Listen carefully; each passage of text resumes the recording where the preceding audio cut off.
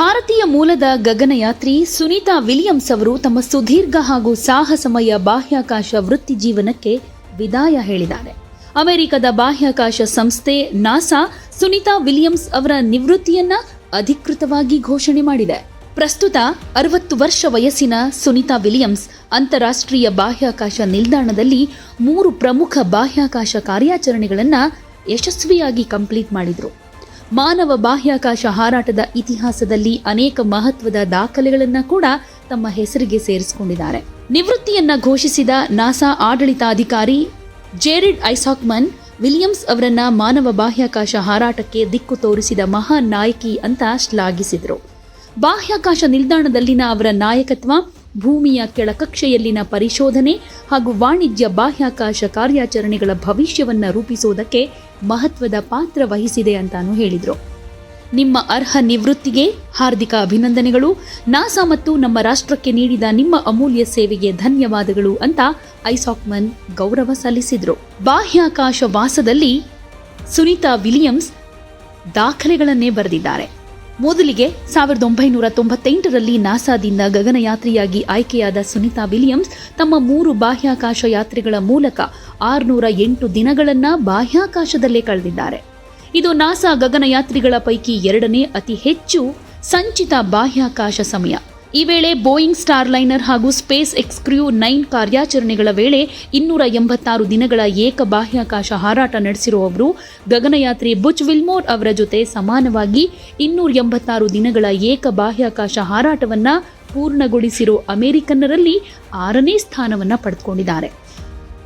ಇದರ ಜೊತೆಗೆ ಬಾಹ್ಯಾಕಾಶ ನಡಿಗೆಗಳಲ್ಲೂ ಕೂಡ ಹೊಸ ಇತಿಹಾಸ ಕ್ರಿಯೇಟ್ ಮಾಡಿದ್ರು.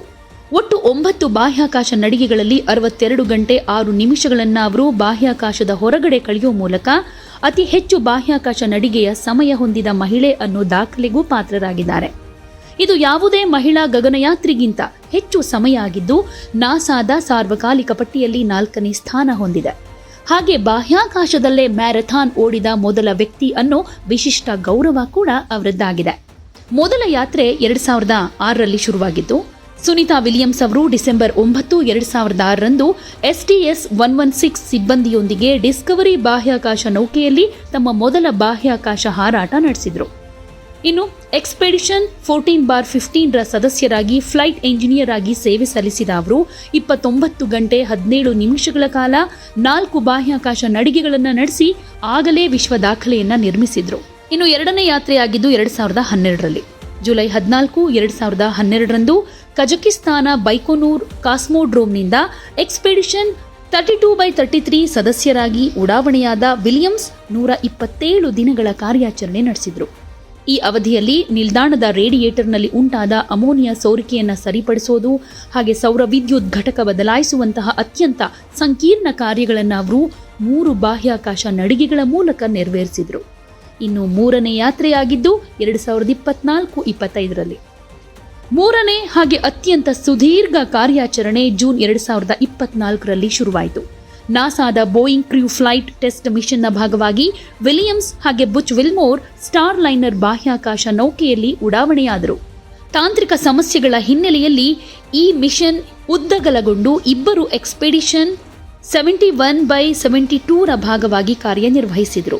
ಅಂತಿಮವಾಗಿ ಅವರು ಭೂಮಿಗೆ ವಾಪಸ್ ಬಂದಿದ್ದು 2025ರ ಮಾರ್ಚ್ನಲ್ಲಿ. ಅವರ ಇತ್ತೀಚೆಗಿನ ಹಾಗೆ ಗಮನಾರ್ಹ ಕಾರ್ಯಾಚರಣೆ ಜೂನ್ 2024ರಲ್ಲಿ ನಡೆದಿದ್ದು. ವಿಲಿಯಮ್ಸ್ ಹಾಗೆ ಬುಚ್ ವಿಲ್ಮೋರ್ ಬೋಯಿಂಗ್ ಸಂಸ್ಥೆಯ ಸ್ಟಾರ್ ಲೈನರ್ ಬಾಹ್ಯಾಕಾಶ ನೌಕೆಯ ಮೊದಲ ಸಿಬ್ಬಂದಿ ಪರೀಕ್ಷಾ ಹಾರಾಟದಲ್ಲಿ ಉಡಾವಣೆಯಾದರು. ಆದರೆ ನೌಕೆಯಲ್ಲುಂಟಾದ ತಾಂತ್ರಿಕ ಸಮಸ್ಯೆಗಳ ಕಾರಣದಿಂದ ಕೆಲವು ದಿನಗಳಿಗೆ ಅಂತ ಯೋಜನೆ ಮಾಡಿದ ಕಾರ್ಯಾಚರಣೆಯ ಮಿಷನ್ 9 ತಿಂಗಳ ತನಕ ಮುಂದುವರಿಯಿತು. ಹೀಗೆ 3 ಸಲ ಬಾಹ್ಯಾಕಾಶ ಯಾನದಲ್ಲಿ ಸಕ್ಸಸ್ ಆಗಿದ್ದಾರೆ. ಇನ್ನು ಸುನೀತಾ ವಿಲಿಯಮ್ಸ್ ಅವರು ಭಾರತೀಯ ಮೂಲದವರು ಅಂತ ಹೇಳ್ಕೊಳ್ಳೋದಕ್ಕೆ ಪ್ರತಿಯೊಬ್ಬ ಭಾರತೀಯರು ಕೂಡ ಹೆಮ್ಮೆ ಪಡಬೇಕು. ಇವರ ತಂದೆ ಗುಜರಾತ್ನ ಮೆಹ್ಸಾನಾ ಜಿಲ್ಲೆಯ ಜುಲಾಸನ್ನಲ್ಲಿ ಜನಿಸಿದ ನರಶಸ್ತ್ರ ಚಿಕಿತ್ಸಕ ದೀಪಕ್ ಪಾಂಡ್ಯ ನಂತರ ಅಮೆರಿಕಕ್ಕೆ ಅಂತ ವಲಸೆ ಹೋದರು.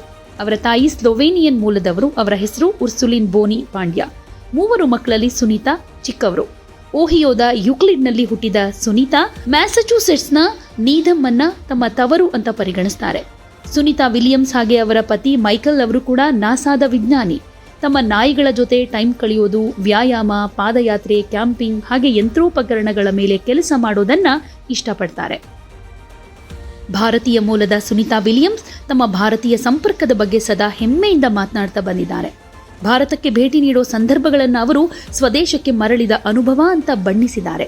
ಇತ್ತೀಚೆಗೆ ದೆಹಲಿಗೆ ಭೇಟಿ ಕೊಟ್ಟಿದ್ದ ವೇಳೆ ಬಾಹ್ಯಾಕಾಶದಿಂದ ಭೂಮಿಯನ್ನ ನೋಡೋ ಅನುಭವ ಮಾನವರ ನಡುವಿನ ಭೇದಗಳನ್ನು ಅಳಿಸಿ ಹಾಕುತ್ತೆ ಅಂತ ಹೇಳಿದ್ರು. ಬಾಹ್ಯಾಕಾಶದಿಂದ ನೋಡಿದಾಗ ನಾವೆಲ್ಲರೂ ಒಂದೇ ಭಾವನೆ ಅನ್ನೋದು ಮೂಡುತ್ತೆ ಅಂತ ಮನಮುಟ್ಟೋ ರೀತಿಯಲ್ಲಿ ಮಾತನಾಡಿದ್ರು.